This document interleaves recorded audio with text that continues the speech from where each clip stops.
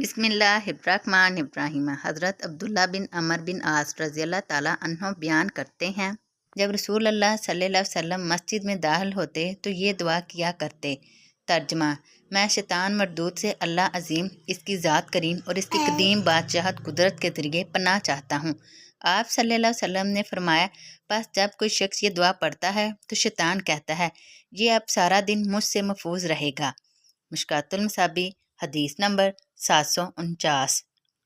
हज़रत अता बिन यसार रहमतुल्लाह अलैह बयान करते हैं, रसूल अल्लाह सल्लल्लाहु अलैहि वसल्लम ने फरमाया, ए अल्लाह, मेरी कब्र को बुत ना बनाना कि इसकी पूजा की जाए। अल्लाह इन लोगों पर सख्त नाराज़ हो जिन्होंने अम्बिया अलैहिस्सलाम की कब्रों को सजदागाह बना लिया। इमाम मालिक ने इसे मुरसल रवायत किया। मिशकातुल मसाबी हदीस नंबर 750। हज़रत अबू ज़र रज़ी अल्लाह ताला अन्हो बयान करते हैं, मैंने अर्ज़ किया, अल्लाह के रसूल, रोए ज़मीन पर सबसे पहले कौन सी मस्जिद तमीर की गई? आप सल्लल्लाहु अलैहि वसल्लम ने फरमाया, मस्जिद हराम। रावी कहते हैं, मैंने अर्ज़ किया, फिर कौन सी मस्जिद?